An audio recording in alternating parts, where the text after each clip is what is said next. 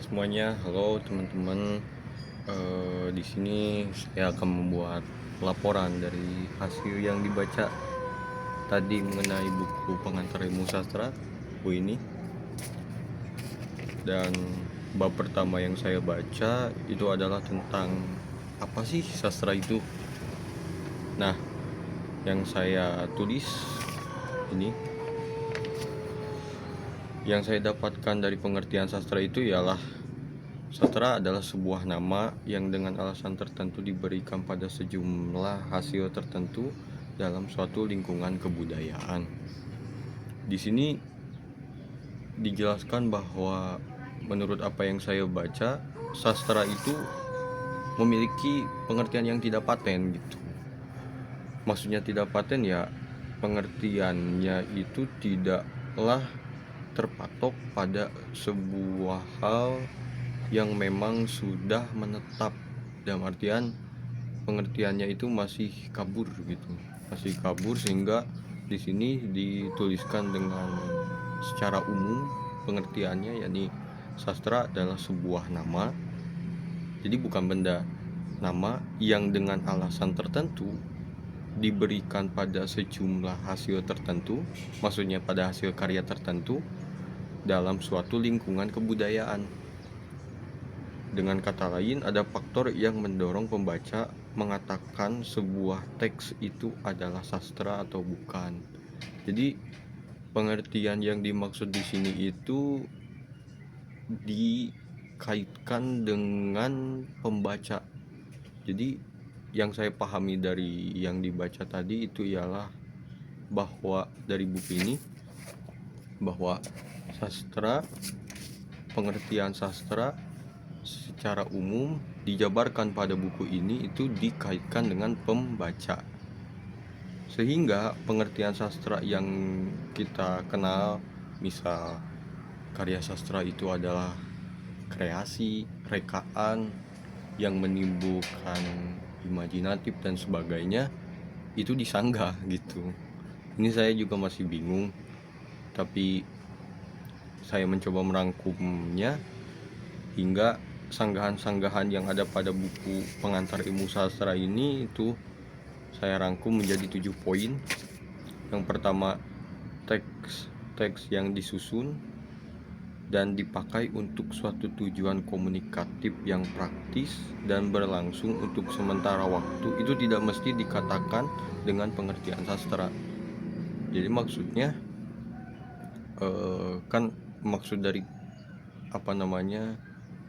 disusun atau dipakai untuk suatu tujuan komunikatif agar pembaca dapat memahami dan sebagainya, itu tidaklah mesti itu adalah sebuah karya sastra.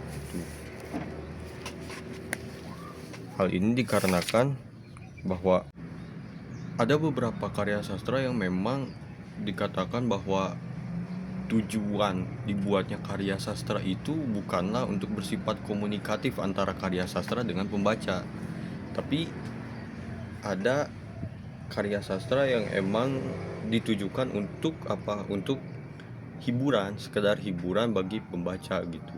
Makanya dari poin pertama ini, teks-teks yang disusun atau dipakai untuk suatu tujuan komunikatif yang praktis itu tidak melulu dikatakan sebagai sebuah karya sastra gitu.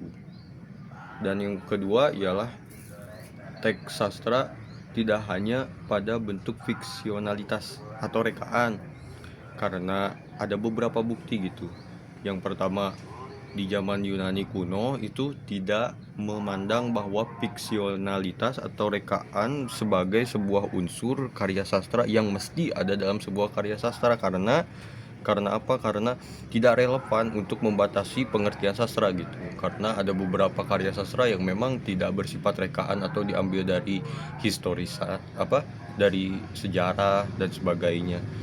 Dan ada juga argumen kedua bahwa bagi Cina fiksionalitas atau rekaan itu tidak dianggap sebagai sastra bahkan gitu. Ada beberapa katakanlah kebudayaan tertentu yang mengatakan bahwa fiksionalitas atau rekaan itu tidaklah mesti dikatakan itu adalah sastra gitu, maka tidak paten.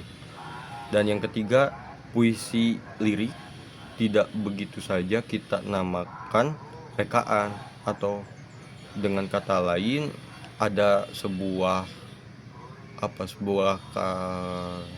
penilaian, yakni disebutkan oleh penulis bahwa konvensi distansi itu kita sepakat menjaga jarak sehingga tidak setiap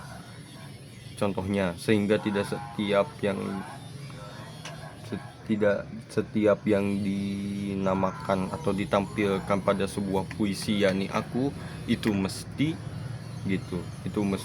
sebagai pengakuan pribadi sang penyair. Bisa saja dalam puisi yang dikatakan bahwa ada diksi aku, itu tidak mesti itu ada penyair gitu. Misal ada kan contoh puisi dari bahasa Indonesia angkatan 45 Bapak Khairil Anwar yang berjudul Aku.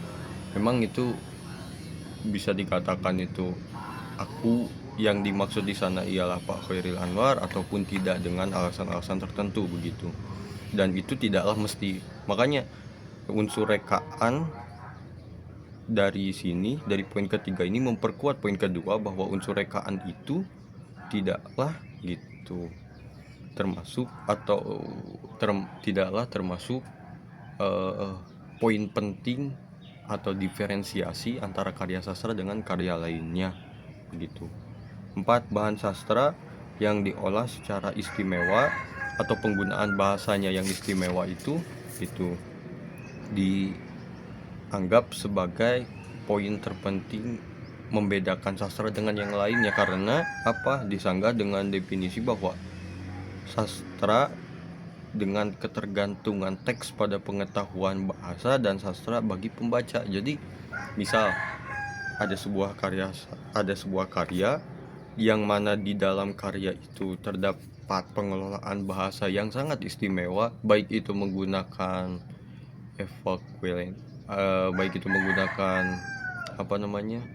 bahasa-bahasa yang indah dan sebagainya, dan rekaan bahasa yang menyentuh dan sebagainya, atau dengan bahasa yang sastrawan atau katakanlah bahasa puitik, itu tidaklah menjadi tolak ukur menyatakan sebuah karya itu adalah sastra ataupun tidak, karena kembali pada apa yang telah saya jelaskan sebelumnya, bahwa sastra itu dalam buku ini dipandang sebagai sebuah karya yang mana tidak bisa mengenyampingkan pembaca sebagai penikmatnya. Jadi apa maksudnya? Jadi karya sastra itu tergantung pada pengetahuan bahasa dan pengalaman sastra yang dialami oleh pembaca, sehingga suatu karya sastra disebutkan sastra atau tidaknya itu tergantung pada pengetahuan dan pengalaman bahasa dan sastra dari seorang pembaca atau dari beberapa pembaca begitu. Jadi tidak paten lah mengenai pengelolaan bahasa istimewa dari sebuah karya sastra menjadi patokan bahwa suatu karya itu sastra ataupun bukan. Nomor 5, sebuah sastra dapat kita baca menurut tahap-tahap arti yang berbeda-beda. Jadi misal yang saya teliti pada saat beberapa bulan yang lalu tentang skripsi saya, bahwa karya sastra itu memiliki lapis-lapis pena, itu tidak bisa dikatakan sebagai patokan bahwa suatu karya itu ialah karya sastra. Karena apa? Karena sama halnya dengan poin yang keempat sebelumnya, bahwa pembaca atau penikmat sastra itu tidaklah mesti mengetahui tahap-tahap itu gitu. Jadi maksudnya ketergantungan teks pada mutu karya sastra dan kemampuan pembaca dalam bergaul dengan karya sastra. Jadi tidaklah mutlak bahwa pembaca membaca sebuah karya sastra gitu sehingga menghasilkan apa yang dipikirannya itu bertahap arti-artinya dan bertahap makna-maknanya.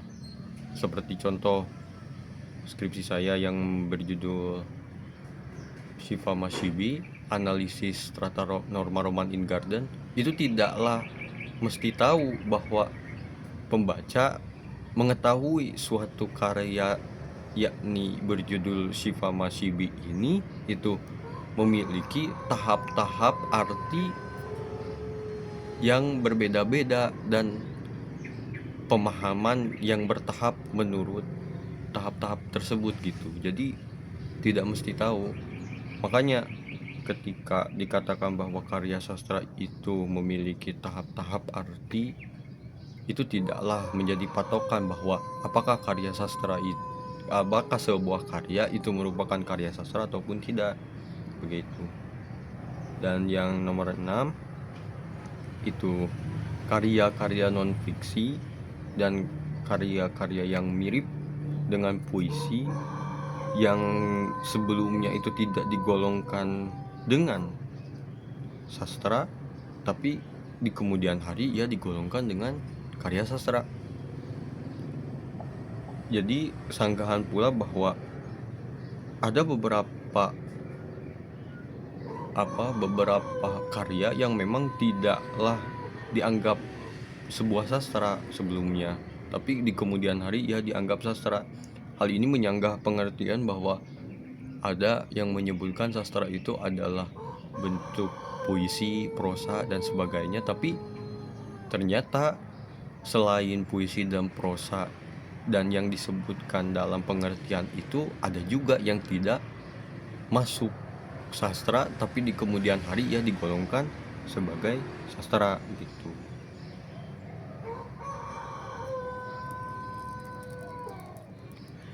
Seperti yang kita tahu bahwa contoh di dalam agama kita Al-Quran itu dia ada beberapa ayat atau beberapa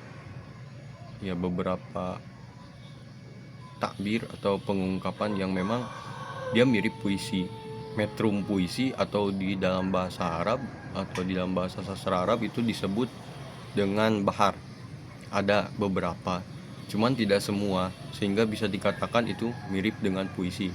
Tapi dikecualikan ketika ia mirip dengan puisi dan ada beberapa pula yang menyerupai atau yang memang sesuai dengan metrum Arab, ia tetap dikatakan sebagai sebuah sastra karena ada alasan tertentu di balik penyebutan Al-Quran itu merupakan sebuah sastra gitu. Yang ketujuh, terdapat karya-karya yang tidak digolongkan sastra hingga kemudian di lain waktu ia digolongkan sebagai karya sastra. Yang dimaksudkan di sini itu ialah sama seperti poin sebelumnya, dan di buku ini itu diperinci bahwa ada karya sejarawan Inggris seperti History of the Decline and Fall of the Roman Empire karya Gibbons tidak pertama-tama dibaca sebagai sebuah penulisan sejarah gitu, padahal itu memang sejarah gitu, melainkan karena alasan tertentu yang disebutkan di sini, yakni ada sifat-sifat gaya bahasa dari sudut pandang sastra Inggris yang hingga saat ini itu dikatakan karangan tersebut merupakan sastra dengan alasan yang telah disebutkan tadi. Itu yang bisa saya pahami, karena ada beberapa poin-poin yang emang di dalam buku ini agak sulit saya pahami gitu.